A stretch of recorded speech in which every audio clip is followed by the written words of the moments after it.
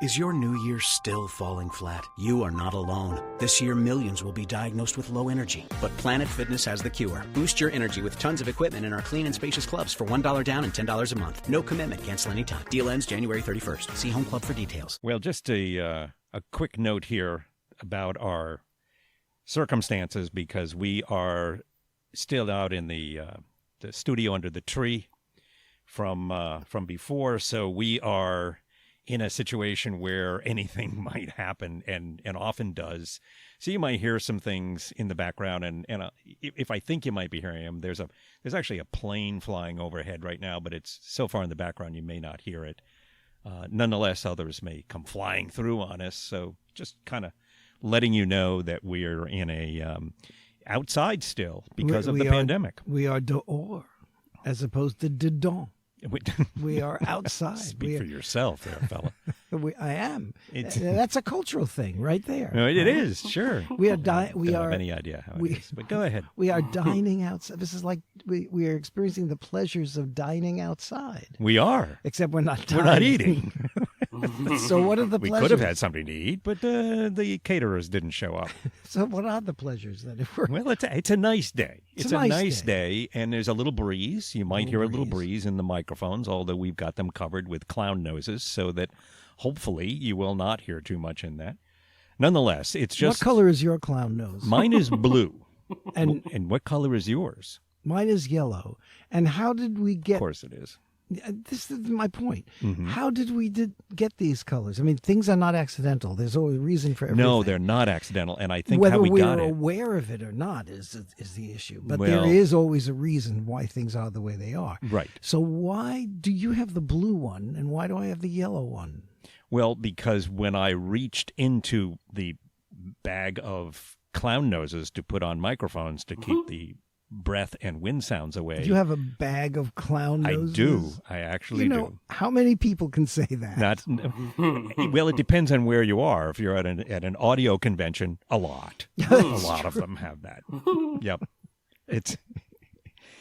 And also at times I wear them and dance around the room. Mm-hmm. That's another totally different type of podcast. Multi-purpose. It's very much a multi-purpose. They should charge twice for it then. These are the expensive clown noses that can be used for dancing around the room in private when nobody's looking. Nobody looking at all. So they're more expensive. Except for the video camera that gets putting it online. But that's another thing. That's how the market system works. That's right. You find another purpose for it, we're going to charge twice as much. At least, yeah.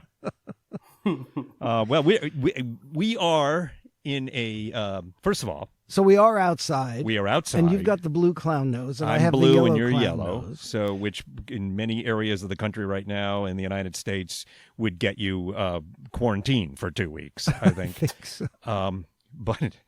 But we're doing okay, and we're outside here in the pandemic world, and social distancing, and nothing else socially correct. So, but beyond that, we're abiding by all of their rules, so that we can keep everybody healthy, which is our goal. And we did have a decision to make about this. We could have done this remotely. I could have been sitting in my, like your Zoom calls, right? Yeah. I could have been sitting in my kitchen. You could have been sitting in your kitchen, and we could have done it that way. But I think we both decided that it was just going to be a lot more fun and a lot better if we could at least see each other, and be near each other here and be outside in the fresh air. Absolutely. Right. And let the squirrels come and visit us if they'd like. And even with the extra noises and all those other things that you're going to get on this podcast that you wouldn't have if we were in studio, then, it's part of it, but it's still better. I like it from a technical viewpoint. I like it a lot better than reverting to minor technology because of the remoteness to it. Look, if we end up having to do that, we'll do it, but we're trying to keep away from it. This is what we have to do in these trying times. Yes. Or in these challenging times. What's the phrase that all of the advertisements use to describe this moment? Oh, well, yeah, sure. We're going to come up with that now. We're going to sit here and stare at each other because we're going to blame the pandemic for that as well. Well, I think we can blame the pandemic just about everything, and those who've responded or chosen not to to the pandemic. Yeah. We can certainly blame that on whatever brain freezes we have at any moment, because the stress takes its toll. Stress? There's stress? Oh, Who's got stress? no, there ain't no stress. No stress man. here, man. You don't know how the stress takes its toll. You don't. You know, That's very true. You put on a few extra pounds because you're inside. You're Speak for yourself. eating differently. Mhm. Lots of different things. You get cranky with your partner because you're with them 48 hours a day. Mhm. But also, I think, your brain just freezes. Oh, the Mine brain's- does over, At probably least more freezes. Yeah. often than not. Yep. Well, Or more often than before. I don't know if we're anyway. talking about new at this point. But anyway, and guess what? You are Dean Foster, and I'm Tom Peterson. And do you know Oh, why we're sitting out here under the tree? Because Oops! your culture's showing.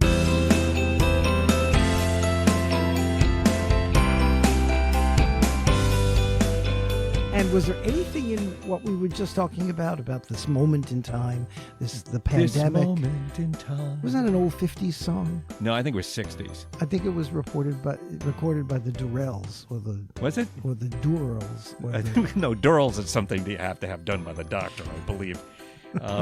At least once every 10 years. At least. Right. Yeah. You have to drink something, and it's not Depending on what pleasant, they but- find, it's not good. Yeah. Yeah, right. Yeah. And then they to answer scrape your it question, off. no, I'm just going to say, great. Well, and keep it for later, maybe. But this is a very unique moment, and it's a moment that I think we have to recognize because of the pandemic and because of the politics surrounding Yes, it. Right? yes. We have an election coming up in the United States. Yes, in the good old U.S. of A., we are in the heated days of our presidential election, Right. as well as other important positions in the country too. But always when there's a presidential election, that gets the first and foremost attention. And I've been thinking a lot lately about the fact that with so many things in life, and politics and this moment included, Yeah. I think it's important to try to find the climate and not look at the weather. At this moment, things look a certain way, and everyone can interpret what that way is. Sure. How they choose. Which would be the weather. But I think if you really want to understand what's going on, we've got to just take a step back and look at the bigger picture. Yes. Look of what took us here to this moment and what's going to take us to the next moment. Right. And that requires understanding culture. Because if you don't get the cultural piece behind the politics, and in this moment the politics is hot in the United States. In the U.S., it sure is. With COVID and with the political extremism that is part of the politics right now.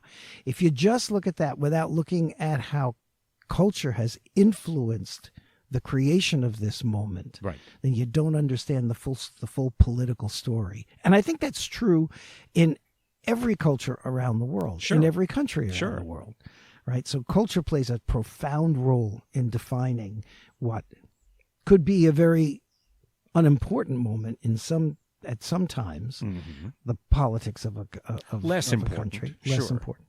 But right now is informing a very momentous time in the United States. Yeah, and I think it's certainly in the United States, and I think around the world because of the global pandemic that we're experiencing.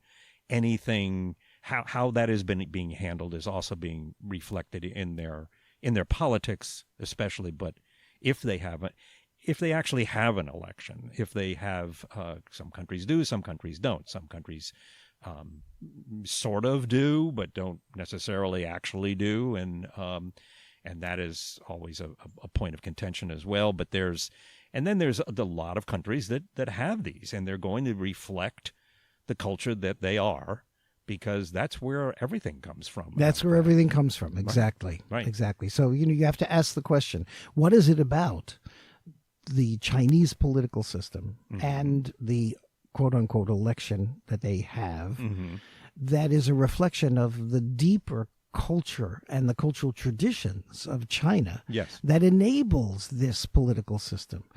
And do the same everywhere. Do it in India, do it in Nigeria, do it in the United States. In the United States, Right? in Russia, around the globe. Right. Yeah. So what is it about the American culture that Right. creates this particular moment and creates a political system with an election like what's happening right now? Sure.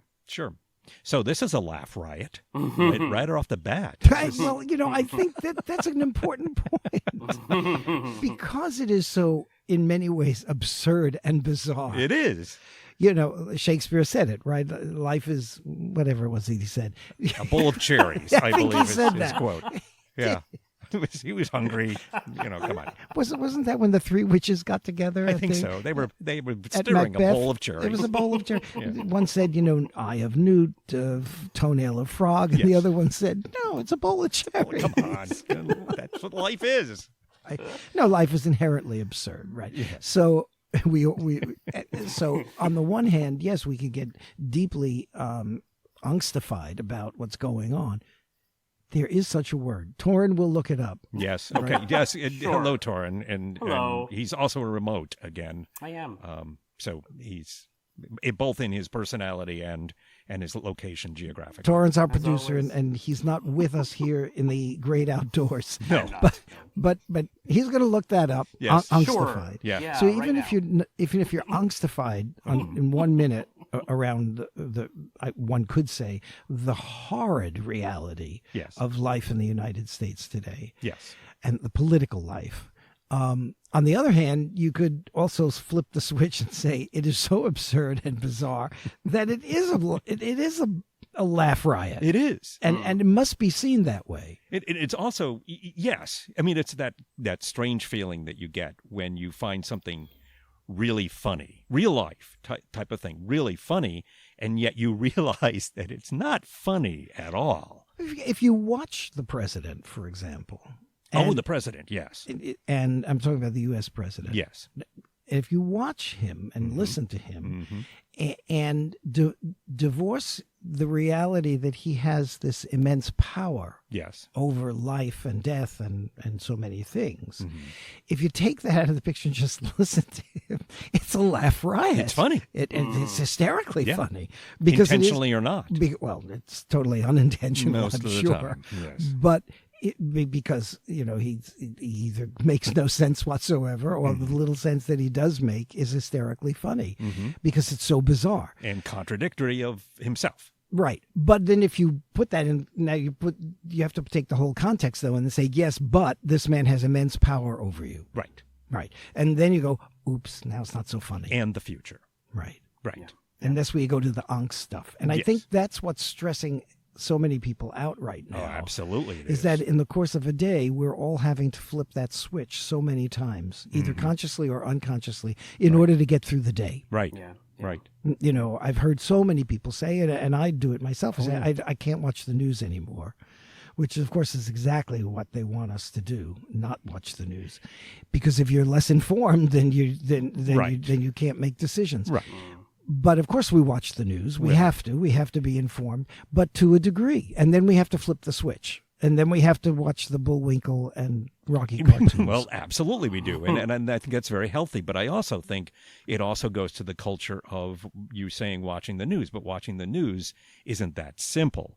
It is not like, and especially in today's world of technology, the input of news can come at you from so many different angles and in so many different ways, and it can meet, and this is cultural. Tell me if I'm wrong. You're the expert. No, you're wrong. Oh, thank you.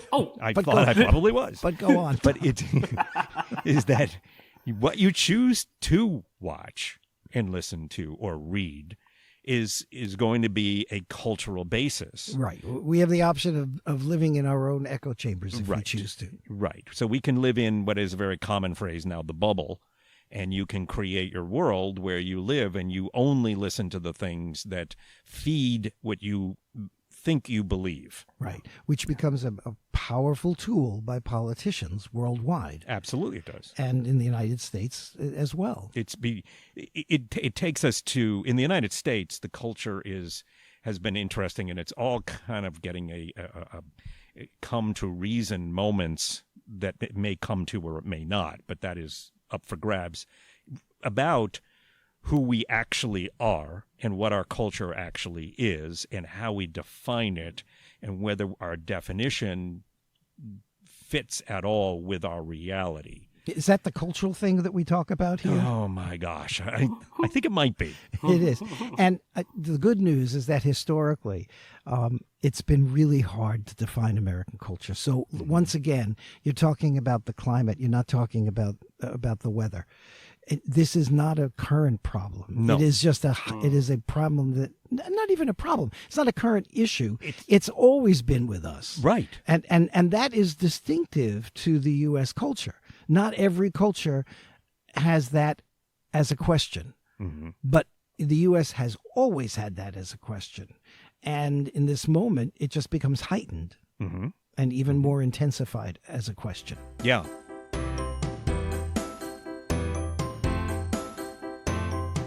That same technology that allows you to put yourself in a bubble if you choose also makes that have to be dealt with. And so the technology of the politics can also have an impact on the culture. It always has, because where are you getting information from? Who are you hearing it from? We talk technology now, and especially in people who have come into this world where the technology has been much closer to what we all are used to now. There's a tendency to think that the technology that's technology, but technology has been with us ever since humans have been around. Right. It just define it for the moment. Again, goes to our climate or weather, because in the moment, the technology is the internet and so forth, and still television to a degree, and podcasts, etc. So we're part of that. But the climate of it all takes us to the rumors that were spread, the development of a language, to drawing a bison on a cave wall is technology. And culture defines that. Right. Yeah. And so as we keep moving through history, that technology just moves along and changes. But the overall climate, that's what we are defined by. Right. And how we use that technology, and politicians will always use that technology, whatever the technology is of the moment. If it means standing at the back of a train doing whistle-stop tours through the country, Yes. if that was the height of the technology then, You're doing it. then that's what you do. And right now, it can be all about manipulating social media so that people live in whatever bubble they choose to live in, and Yes. then you can define your electorate and control what happens. And so that's an issue right now in this moment. Yes. The bigger question for me, and the question that I like to think about, because I think it's the only question that's going to give us any answers for how this all might turn out, is how did we get here? Because if you understand that, and that's where the cultural piece comes in, Yes. then you might understand what the next thing is going to look like. Okay, well, let me ask you a question on top of that. But based on that, is that as part of our culture, I believe, we see things very much as getting to moments that we can't wait to get to that time. Right now, we're looking at an election. Can't wait to get to the election, because we tend to believe that we'll get to these particular moments that will suddenly change things and make significant movement in a direction that, whatever my direction is, I hope it's going to go in. So now, where does it fit in that we do that? Because we're going to have an election. Something is going to happen, really. In the United States right now, we're not all that clear what is going to happen, but something is going to happen with the election. And there will be, or maybe that evening, there will be a declared winner, and we will go from that point. However, in the United States, we have a tendency to believe that kind of thing will happen, and then happily ever after. We are those kind of storytellers, and then we're shocked to discover that things didn't change that way, even if people are trying to tell us that things have changed that way. A quick example. Barack Obama becomes president in the United States, wins the election, clearly wins the election, and then clearly wins it by even a greater margin in his re-election bid. So he becomes president. So a black man becomes president in the United States. And that is groundbreaking, to say the least, in the country. There were statements at that time made by certain politicians in certain ways saying that racism was over in the United States because this had happened. Mm-hmm.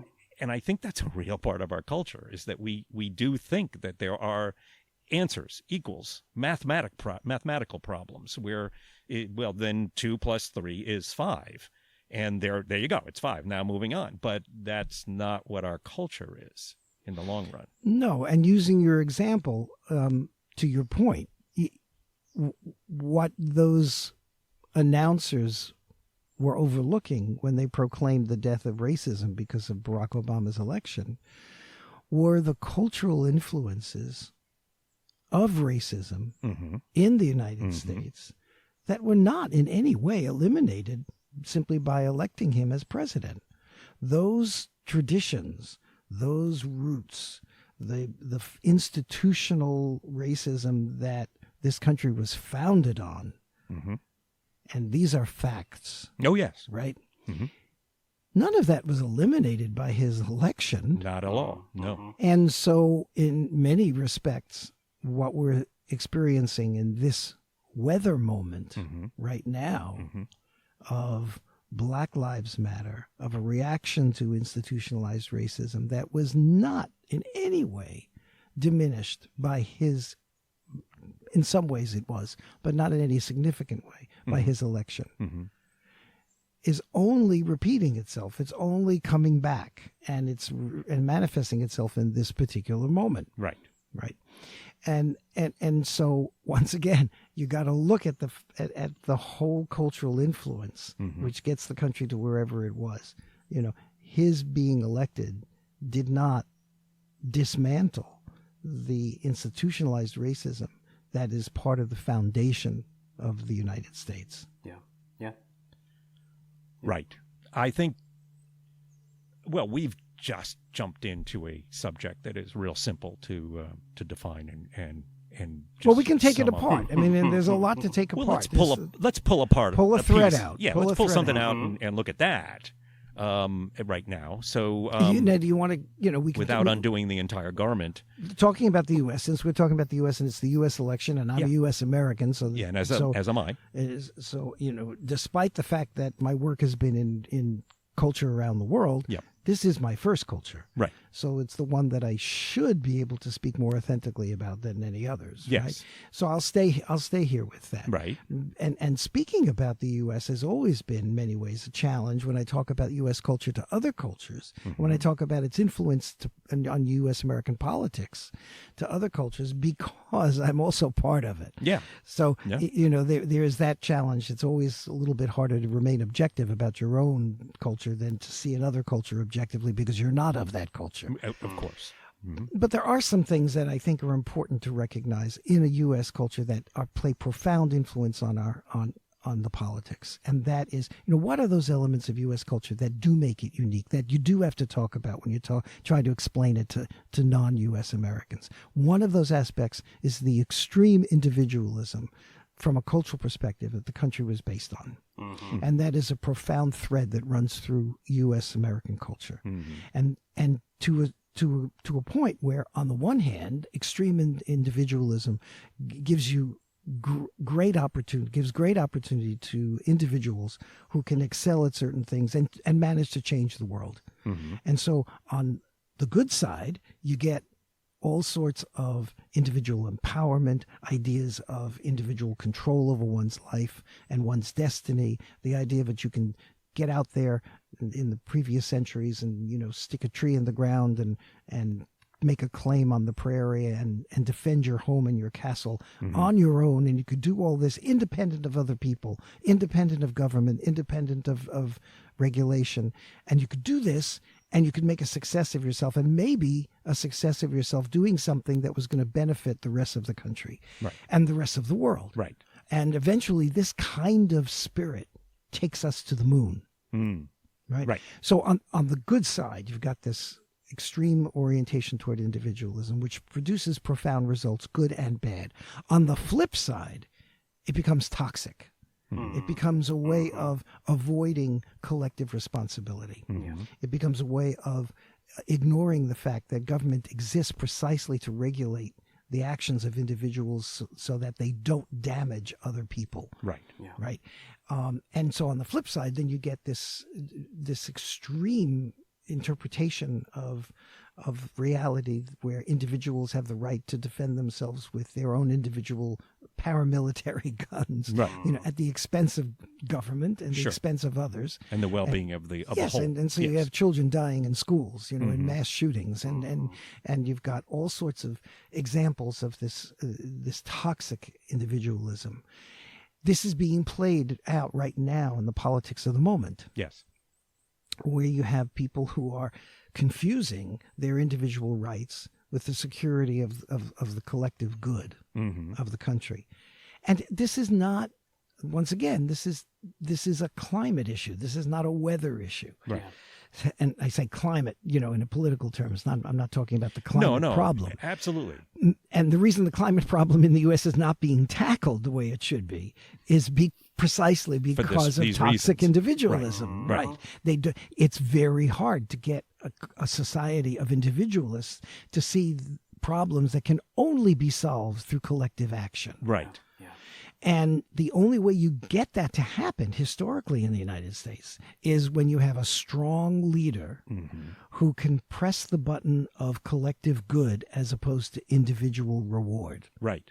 And who knows how to bring people together and say, look, folks, the only way we're going to solve this is not by being out there on our own, but by working together in moving in one direction. Now, historically, when that's happened in the U.S., we have achieved the collective good. So it happened after Pearl Harbor. It happened after the Great Depression. When it doesn't happen, and when in fact it becomes intentionally manipulated by politicians to cause dissension, to reward the toxic side of individualism, then you have a situation like this moment. Okay. Yeah. Right. And in all cultures, there's some sense of, and sometimes a very deeply ingrained mythology that lives. And in the United States, that mythology has been pretty much what you explained right there. The culture gets expressed through mythology, through and myths. It gets expressed through these people who are larger than life that we have grabbed onto and stayed with. But it also comes in beliefs such as the idea of the independent person, and that person should pull themselves up by what are known as bootstraps. So that means just basically you should stand on your own and fix your own problems and so on. And I say it as mythology because that's not at all what we've actually done. No, we know how human societies operate, right. And you can't be on your own. You are automatically by birth given a set of privileges that others may or may not have. May not, or you may not have been given those, right? Exactly. And therefore you're fitting into, and mythology is put together to promote a certain existence, to get people to believe. We can throw this mythology concept into actual mythology of the Greeks and the Romans, etc. But you see, we're looking at that from a distance, from a safe place, because see, that wasn't mythology then. That was called religion. It was called reality. And reality, yes. Right. And it still is to this day, because that's what human beings do. Right. So in our country right now, we are doing that, and we are clinging to certain things with that, but also we are seeing the breaking down of those things. Yes, they are weather. It's thunderstorms coming through on a regular basis. And so is the climate changing? Absolutely it is. But when you get a low pressure and a high pressure coming together, you get thunderstorms, and those thunderstorms can be very dangerous and very harmful. That's right. And the more extreme the issue is, the more extreme the thunderstorm, the more difficult it becomes to see the weather from the climate and to see what's really happening from the reasons why it's happening. So I think at this point in the U.S., for example, we actually are living in a state of social psychosis. And I say that because there are these different bubbles of reality that that different groups are living in that are being fed by these different myths. Yes. And when you're in the bubble listening to the myths, you believe it as reality, just as the Romans believed that Zeus was God. Yes. Right. When that no longer exists, then myths change and civilizations change and God changes. Right.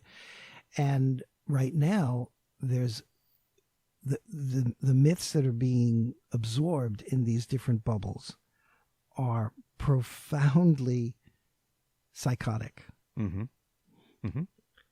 They bear no resemblance to reality, and yet people are being nurtured by this. They're believing it as reality. They're holding on to them because people need things to hold on to, and especially as we've talked about, this in a time of uncertainty throughout the globe, people certainly need things to hold on to and cling to. And when you start saying, but that isn't true, you're incorrect in something that you firmly think you believe in, then that shakes the ground.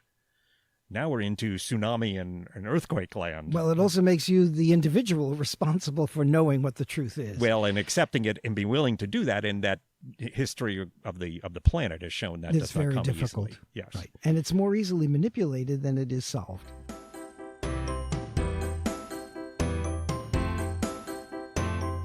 So let me ask you this, based on these premises, and I know we're vague, and I know that we're trying to look, but let me just take it down to something here. I try not to be vague. I try to be specific. Am I failing in that job? Totally. So you should pull yourself up by your bootstraps, because I'm not helping you. Wait a minute, I got so many straps here. Which is the bootstrap? Who knows? Oh, wait, I have to go get my boots. I'm wearing it. And I'm jumping back here because I got to jump back to your getting to the moon thing, because absolutely, and I'm not disagreeing what you're saying there.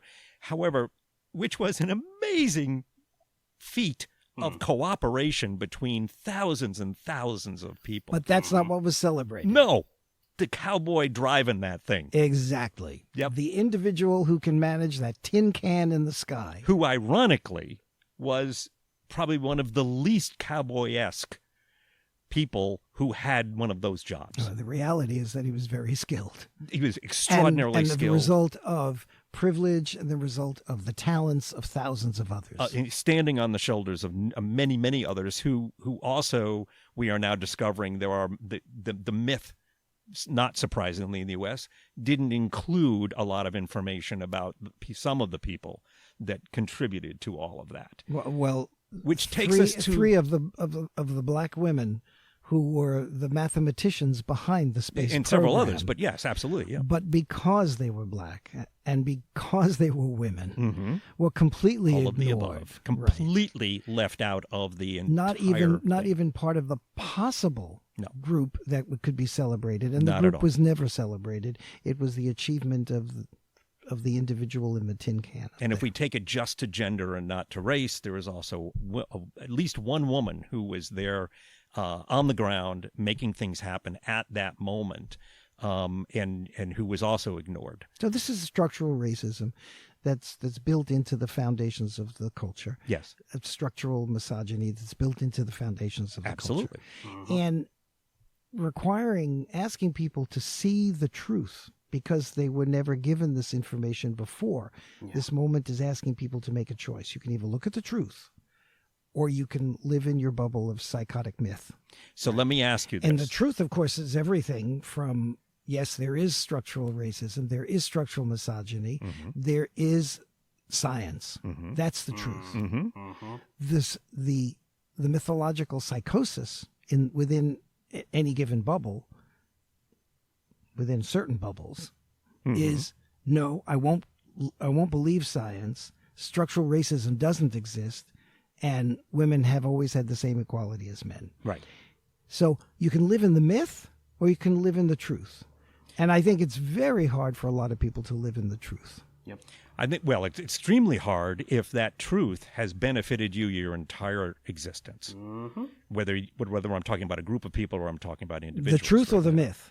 The myth Yeah. that you take as truth. Yeah, okay. is that it has been doing that, and so right now, maybe with the exception of our Civil War, which took place in the mid 19th century, The one that happened, or the one that's coming up? well, the one we're in my opinion, it's again just my opinion, but the one that we're in now, we're coming up to this battle in it on November 3rd, which would be our election day, 2020.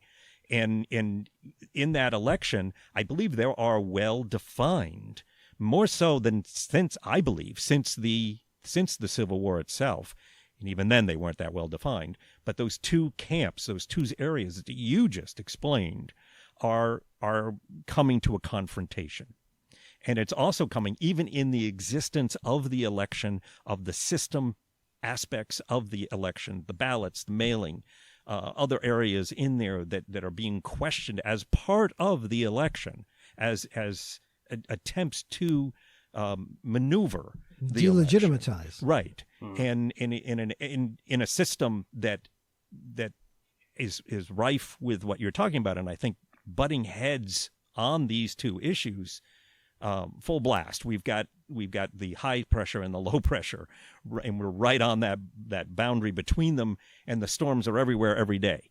And so going through here, so now we come to this moment where the country as a whole has to make this decision on that day, and that day itself may be newts and toads falling from the sky. I mean, it may just be, maybe literally, but certainly in a figurative sense, because that day alone will not be a day, most likely. It will be an ongoing battle, to use the old Civil War metaphor here. We'll stick with the battle going on. And so these cultural aspects. So I'm going to put you on the spot.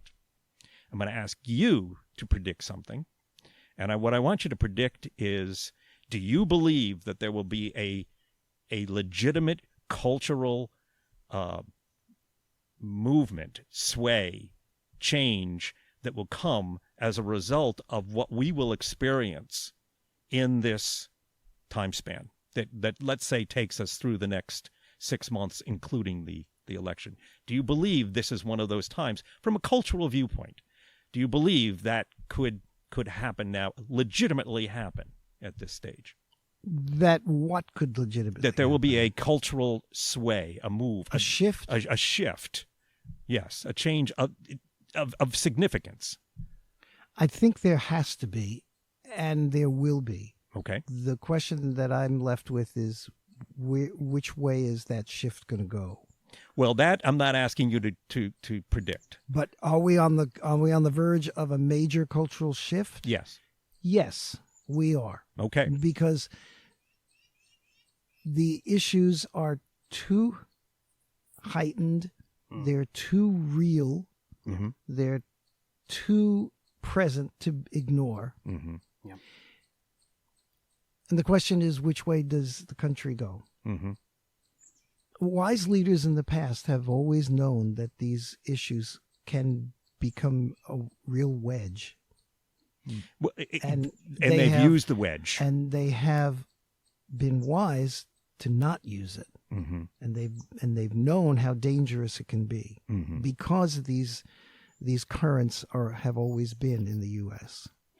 Now, strong leaders have often worked very hard to minimize these and to dismantle them and to change them. At times, but also to function within them many times too. Right. But you're saying strong leaders, and I follow you with that, yes. Right. So I think that we're in a historical moment where the real solution to our existential questions, such as climate change, such as getting rid of systemic racism, such as all of the things that we're facing right now, all of these uniquely require action toward collective good. Mm-hmm. So the choice of operating from a place of toxic individualism versus understanding how we have to come together And coming together means not behaving the way we've been behaving now. Mm-hmm. In order to solve these things, is where are you going to find the solution? Which way? You can run from it. You can continue to run from it. You can continue to believe that you're going to, live on coal and live the way we've been living. Mm-hmm. Or you can say, no, the only way things are going to change is when we all come together around this issue, which goes far beyond the psychotic orientation toward individual control of their own lives, which has been what's been emphasized. So are we on the verge of a shift? Yes. I don't know which way. No, and I'm not asking you to predict that. I just want to know whether you believe, from your viewpoint, whether you thought that. And clearly you're saying yes. Because the tectonic plates are really grinding together. Are moving, yes. They are really grinding together. Yes. And they've got to give. Yeah. And the question is, which direction are they going to give in? Well, that's it. We don't know if it's going to build a mountain range or destroy one. Right. And we'll see. What I have to say, without a doubt, this has been our least frivolous podcast. No. I think we've been very frivolous. And well, you'll have to pick up your you'll have to pick up your frivol at the door on the way out. We are, but that being said, I'm happy we've discussed it. It is that time. This is what the discussion is. It is that time. It's the elephant on the table. Well, yeah, and you got to. Is that a mixed metaphor? Yeah, that is. You're mixing your metaphor. Shaken, not stirred, I believe. I think there's a new Bond movie coming out too. It's the elephant in the room, and we should explain that because I think it's an American expression. I think it probably is. Right. It's when people get together and talk about things that ignore what is fundamentally the thing to be talked about. And shouldn't be escaped, yes, and can't really be escaped. But it's sitting there and no one's mentioning that this giant elephant is sitting in the room. It's also sometimes the gorilla in the room. It can be either one, but the point, I think, is there. At any rate, I think this was a very informative and extremely helpful podcast. And Dean Foster, I do think it was very frivolous in many ways. Well, let's hope we can look back on it to some degree and really feel that way. Let's press the Bullwinkle and Rocky button for a minute. Absolutely, because we can't stay in that other place that long. We need some help with that. But thank you, Dean. Thank you, Tom. This. Thank you, Torn, for really, not helping at all. You're so welcome. Anytime. Although you are going to look up that word and let us know. So the next time maybe we'll know that. Maybe we won't. Who knows? Sure. Yep. Looking at probably not going to happen. And sometimes that's where his greatest strength lies. It is. Complete unknown. So, the one thing we do know, regardless of the outcome of the election, is that... oops, your culture's showing. Smell ya.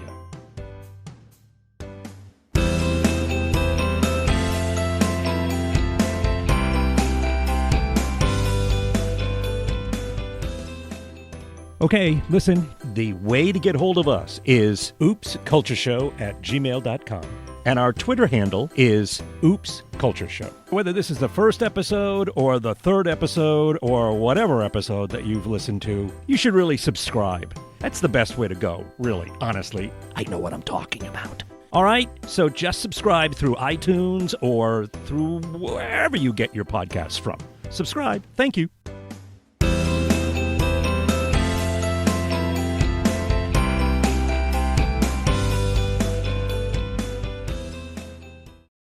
Is your new year still falling flat? Do you avoid stairs with multiple steps? You are not alone. This year, millions will be diagnosed with low energy or low E. But there's a cure. Now through January 31st, join Planet Fitness for just $1 down, $10 a month, no commitment. With clean, spacious clubs and tons of equipment, you can boost your energy after just one workout. Leave low E behind and find your big fitness energy at Planet Fitness. Join in the free PF app for $1 down, $10 a month, cancel anytime. Deal ends Tuesday, January 31st. See Home Club for details.